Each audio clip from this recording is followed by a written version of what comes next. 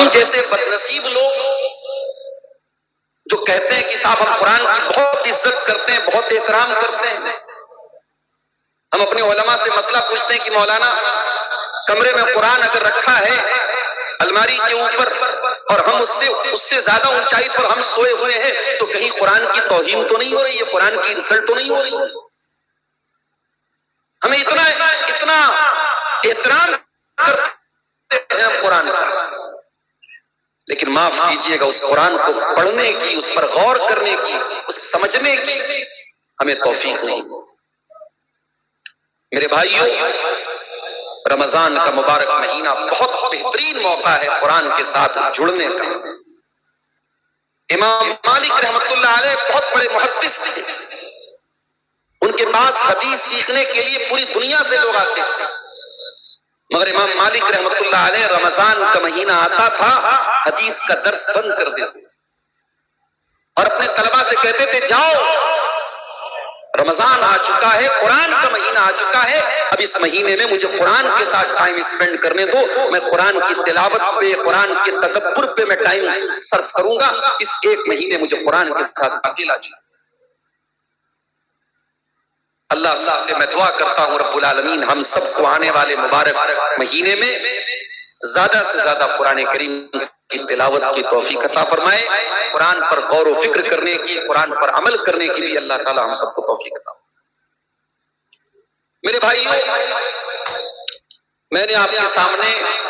خطبہ مسنونہ کے بعد سورہ زمر کی آیت نمبر 53، آیت نمبر 53 کی تلاوت کی۔ بہت مشہور آیت ہے یہ، ہو سکتا ہے آپ نے پہلے بھی اس آیت پر کچھ تقریریں سنی ہوں۔ یہ وہ آیت ہے جس کے بارے میں حضرت عبداللہ بن مسعود رضی اللہ تعالیٰ عنہ کہا کرتے تھے انہا ارجا آیت فی القرآن، قرآن کریم کے اندر سب سے زیادہ اگر امید دلانے والی کوئی آیت ہے، قرآن کی کوئی آیت اگر ایسی ہے جو مایوسی کو ختم کرتی ہے، نا امیدی کو ختم کرتی ہے اور دل کے اندر امید کی کرن پیدا کرتی ہے، تو وہ یہی آیت ہے۔ اب آئیے ذرا اس آیت پر ہم غور کریں کہ ایسی کیا خاص بات ہے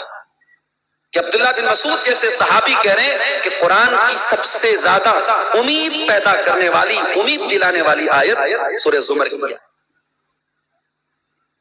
قُلْ يَا عِبَادِيَ الَّذِينَ أَسْرَفُوا عَلَىٰ أَنفُسِهِمْ، اے نبی آپ کہہ دیجئے، کس سے کہنا ہے؟ یا عبادی، اے میرے بندو،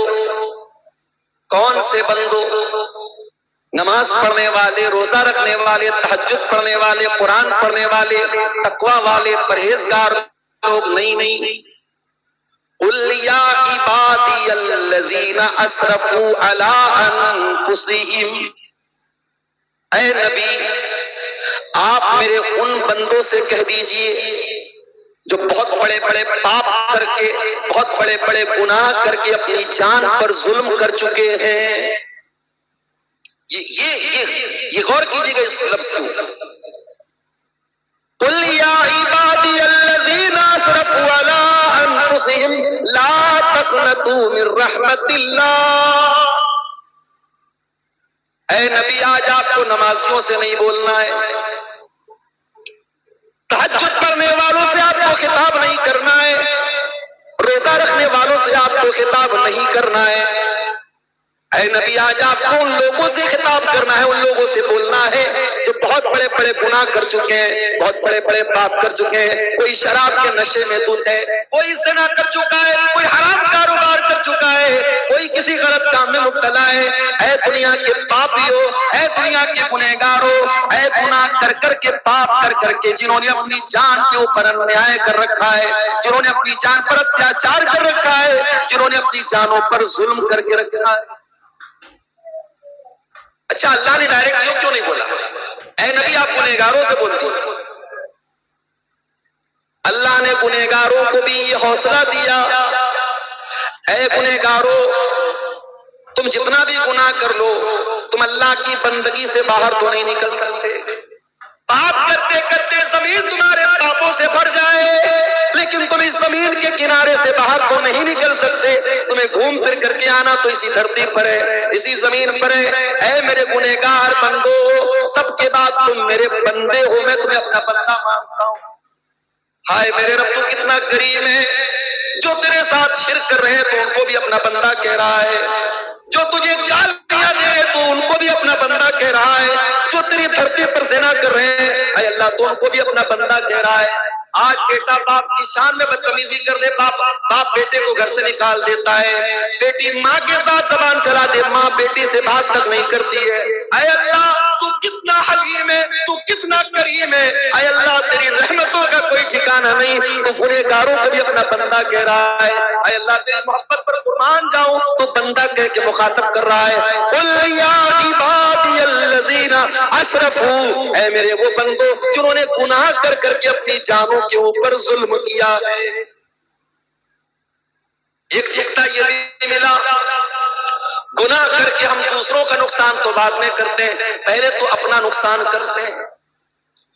او لوگوں تم کبھی گناہ کر کے یہ نہ سوچنا ویلنٹائنس ڈے پر بہت سارے زنا ہوئے ہوں گے، بہت سارے ہوٹل کے کمرے آباد ہوئے ہوں گے، بہت سارے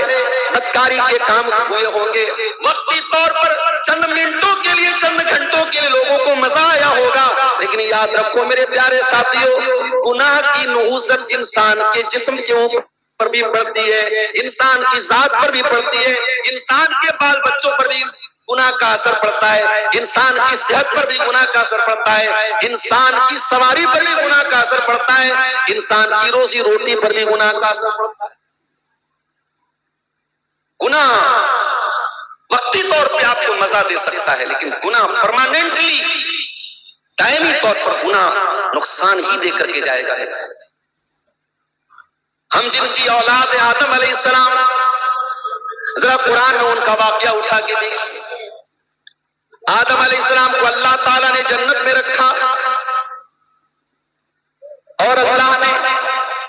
آدم اور حوا دونوں سے کہا کہ تمہیں جو کھانا ہے کھا لو، وَلَا تَقْرَبَا هَٰذِهِ الشَّجَرَةَ فَتَكُونَا مِنَ الظَّالِمِينَ، اے آدم اے حوا اس پیڑ کے قریب نہ جانا ورنہ تم ظالم بن جاؤ۔ آدم اور حوا ایسا تو نہیں کہ نادان تھے، ناسمجھ تھے، جنت میں سب کچھ ان کو مل رہا تھا، بڑی آرام کی زندگی چل رہی تھی۔ شیطان کو پتا تھا بہت آسان تو نہیں آدم کو بہکانا، بہت آسان تو نہیں حوا کو بہکانا، لیکن شیطان کو یہ بھی پتا تھا کہ اللہ والوں کو اللہ کا نام لے کے جلدی بیوقوف بنایا جا سکتا ہے، دینداروں کو دین کے نام پہ آسانی سے بیوقوف بنایا جا سکتا ہے۔ اسی لیے شیطان آدم کے پاس آیا، حوا کے پاس آیا اور کہا کہ اے آدم اے حوا جس پیڑ کے قریب جانے سے تم کو اللہ نے منع کیا ہے وہ تو شجرۃ الخلد ہے، وہ تو امرت کا پیڑ ہے، اس کو کھا لو گے تو ہمیشہ ہمیشہ رہو گے۔ اچھا ایک بات ہے،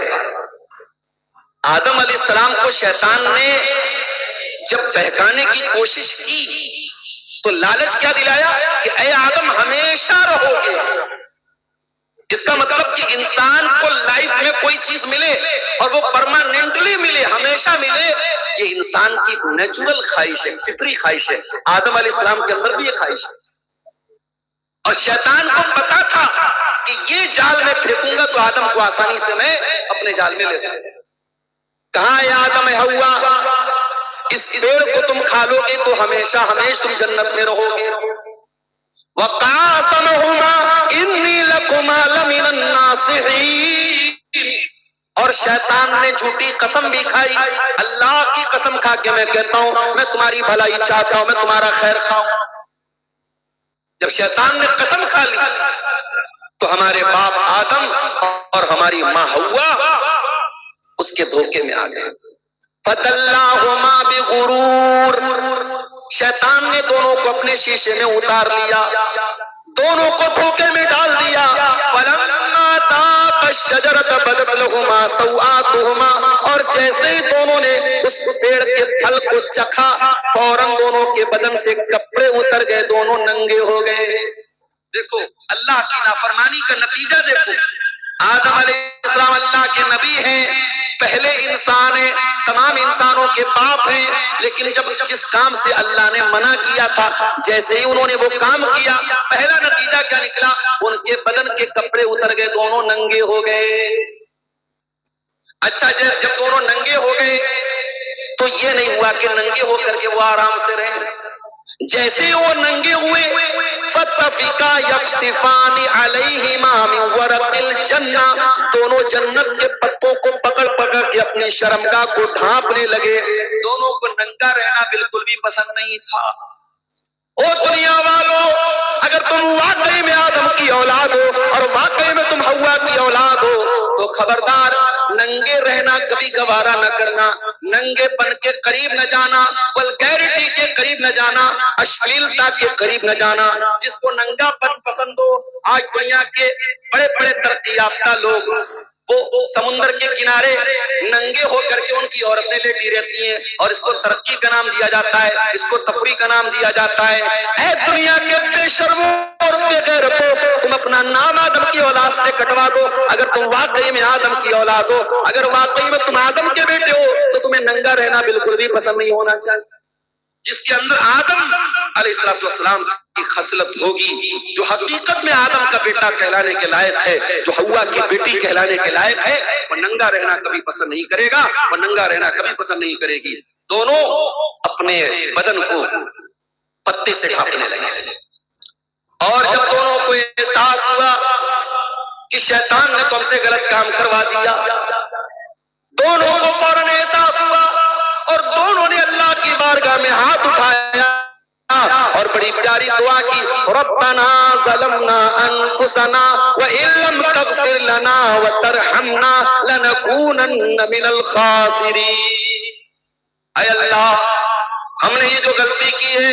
اے اللہ ہم نے اپنی جان پر ظلم کیا ہے، ہم نے اپنے اوپر اتیاچار کیا ہے، اے اللہ ہم نے کسی اور کا کچھ نہیں بگاڑا، ہم نے تو اپنا بگاڑا ہے، ہم نے تو اپنے لیے گڈھا کھود لیا ہے۔ ربنا ظلمنا انفسنا، اے اللہ تیری نافرمانی کر کے ہم نے بہت بڑا ظلم اپنے اوپر کر لیا ہے۔ وَإِن لَّمْ تَغْفِرْ لَنَا وَتَرْحَمْنَا، اور اے اللہ اگر تو نے نہیں بخشا اور تو نے رحم نہیں کیا، لَنَكُونَنَّ مِنَ الْخَاسِرِينَ، تو ہم سے زیادہ خسارہ اور نقصان اٹھانے والا کوئی نہیں ہوگا۔ تو پتہ یہ چلا کہ جب انسان گناہ کرتا ہے تو اپنی جان پر ظلم کرتا ہے، اپنے اوپر اتیاچار کرتا ہے۔ یہی بات اللہ تعالیٰ سورہ زمر کی آیت نمبر 53 میں کہہ رہا ہے، قُلْ يَا عِبَادِيَ الَّذِينَ أَسْرَفُوا عَلَىٰ أَنفُسِهِمْ، اے میرے وہ بندو جنہوں نے گناہ کر کر کے اپنی جان پر ظلم کر لیا ہے، لَا تَقْنَطُوا مِن رَحْمَتِ اللَّهِ، اے میرے گنہگار بندو کہیں تمہارے دماغ میں یہ خیال نہ آئے اب تو ہم توبہ کریں گے تب بھی اللہ نہیں سنے گا، اب تو ہم معافی مانگیں گے تب بھی اللہ معاف نہیں کرے گا۔ او میرے گنہگار بندو، ایک بار توبہ تو کر کے دیکھو، ایک بار معافی تو مانگ کے دیکھو۔ لا تقنطوا من رحمت اللہ، اللہ کی رحمت سے کبھی مایوس مت ہونا۔ ان اللہ یغفر الذنوب جميعا، اللہ تعالیٰ کے یہاں اگر سچی توبہ کر کے جاؤ گے، اللہ کے یہاں کوئی پاپ بڑا نہیں ہے، کوئی گناہ بڑا نہیں ہے، بڑے سے بڑا گناہ اللہ کی رحمت سے بڑا نہیں ہے۔ اس سے سچی توبہ کرو گے، وہ تمہارے سمست پاپوں کو، تمام گناہوں کو معاف کر دے گا۔ انہ هو الغفور الرحیم، وہ بہت بخشنے والا، بہت رحم کرنے والا ہے۔ قرآن کی آیت دنیا کے ان تمام لوگوں کو ایک آسرا دلاتی ہے، امید دلاتی ہے، حوصلہ دلاتی ہے، جو گناہ کر کر کے تھک گئے ہیں، جن کے پاپوں سے دھرتی بھر گئی ہے، جن کے پاپوں کا گھڑا بھر گیا ہے۔ قرآن کی آیت میں توبہ کرنے کی دعوت دیتی ہے، اور قرآن کی آیت یہ بھی بتاتی ہے کہ اے گنہگاروں، تم گناہ کر کے اپنے اوپر ظلم کر رہے ہو، اپنے اوپر اتیاچار۔ اللہ کا ایک اور بندہ یونس علیہ السلام، جو اللہ کی اجازت کے بغیر اپنی بستی سے نکل گئے تھے، ان کو اللہ تعالیٰ نے مچھلی کے پیٹ میں پہنچا دیا۔ وہ لوگوں کبھی تصور کرو مچھلی کا پیٹ کتنا بڑا رہا ہوگا، اور مچھلی کے پیٹ میں یونس علیہ السلام بالکل صحیح سلامت ہے۔ یہ بھی کرشمہ ہے اللہ تعالیٰ کا۔ اور قرآن یہ بھی کہتا ہے فلولا انہو کان من المسبحین للبث فی بطنہ، اگر یونس علیہ السلام نے توبہ نہ کی ہوتی، اگر اللہ تعالیٰ کی تسبیح بیان نہ کی ہوتی تو قیامت تک مچھلی کے پیٹ میں ہی رہتے۔ یونس نبی تھے اللہ کے، قرآن کہہ رہا اگر وہ تسبیح نہ پڑھتے، توبہ نہ کرتے تو مچھلی کے پیٹ میں رہتے قیامت۔ فنادا فی الظلمات، یونس علیہ السلام نے مچھلی کے پیٹ میں اللہ کو پکارا۔ میرے پیارے بھائیوں، آج جھارکھنڈ کے بہت سارے علاقوں میں موبائل کا نیٹ ورک کام نہیں کرتا۔ میں اسی برہیٹ میں آتا تھا، مجھے یاد ہے آج سے 6-7 سال پہلے جب حقانی صاحب بحیات تھے، میں یہاں آتا تھا، اس وقت شاید جیو شروع ہو چکا، جیو کا نیٹ ورک نہیں کام کرتا تھا، صرف ایئرٹیل کام کرتا تھا یا بی ایس این ایل کام کرتا تھا۔ اور آج بھی جھارکھنڈ کے بہت سارے علاقوں میں آپ چلے جائیں نیٹ ورک کوریج نہیں ہے، پہاڑی علاقوں میں آپ چلے جائیں۔ آپ غور کیجئے میرے ساتھیوں، سمندر کا اندھیرا، مچھلی کے پیٹ کا اندھیرا، اور اس کے بعد رات کا اندھیرا، تین اندھیروں میں مچھلی کے پیٹ میں یونس علیہ السلام اللہ تعالیٰ کو پکار رہے ہیں۔ یونس کے دل میں ایک بار بھی یہ خیال نہیں آیا میں پکار تو رہا ہوں، اللہ تک میری بات پہنچے گی کہ نہیں پہنچے گی؟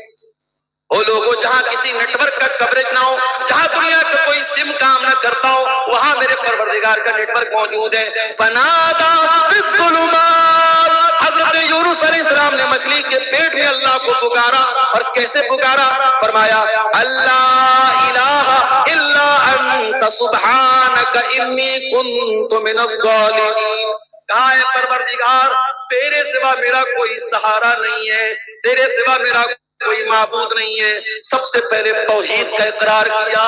وہ گنڈا پہننے والوں، وہ تعویذ پہننے والوں، وہ قبروں پر سجدہ کرنے والوں، وہ پیروں کے آگے سجدہ کرنے والوں، تم کس منہ سے اپنے آپ کو مسلمان کہتے ہو؟ تم کس منہ سے نماز میں ایاک نعبد و ایاک نستعین کہتے ہو؟ تمہاری یہ مکاری تمہارے منہ پر مار دی جائے گی، تمہاری یہ دھوکہ دڑی تمہارے منہ پر مار دی جائے گی۔ ارے مسلمان تو توحید کا علمبردار ہوتا ہے، مسلمان اللہ کے سوا کسی اور کو مشکل کشا نہیں مانتا ہے، کسی اور کو حاجت روا نہیں مانتا ہے۔ یونس علیہ السلام نے سب سے پہلے اللہ کی توحید کا اقرار کیا، لا الہ الا انت، اے اللہ تیرے سوا میرا کوئی معبود نہیں ہے، کوئی سہارا نہیں ہے۔ سبحانک، اے اللہ میں اپنی غلطی کو مانتا ہوں، میں اپنی خطا کو مانتا ہوں، اے اللہ تو پاک ہے، میری خطا تھی، میری غلطی تھی۔ سبحانک انی کنت من الظالمین، اے اللہ مجھ سے غلطی ہو گئی، میں نے ظلم کیا، میں نے اتیاچار کیا، میں تیری اجازت کے بغیر اپنی قوم کو چھوڑ کے چلا گیا، اے اللہ مجھے معاف کر دے۔ یہ یونس علیہ السلام کی دعا ہے، کتنی پیاری دعا ہے، اس میں اللہ کی توحید کا بھی اقرار ہے، اللہ کی تسبیح بھی بیان ہو رہی ہے، اور اپنے گناہ کا، اپنی غلطی کا اعتراف بھی ہو رہا ہے۔ اسی لیے اللہ کے نبی فرماتے ہیں کہ مچھلی والے نبی کی دعا کسی بھی مصیبت میں انسان اگر پڑھے گا، مسلمان پڑھے گا تو اللہ ضرور اس کی مصیبت کو دور کرے گا۔ یہ دعا صرف یونس علیہ السلام کے لیے نہیں تھی، یہ قیامت تک آنے والے مومنوں کے لیے دعا ہے، اور یہ دعا بھی ہمیں یہ سکھاتی ہے میرے پیارے ساتھیوں کہ انسان جب اللہ کی نافرمانی کرتا ہے، اللہ کی کوئی بات نہیں مانتا ہے، تو انسان کسی اور پر اتیاچار نہیں کرتا ہے، انسان سب سے پہلے اپنے نفس کے اوپر، اپنے اوپر ظلم کرتا ہے۔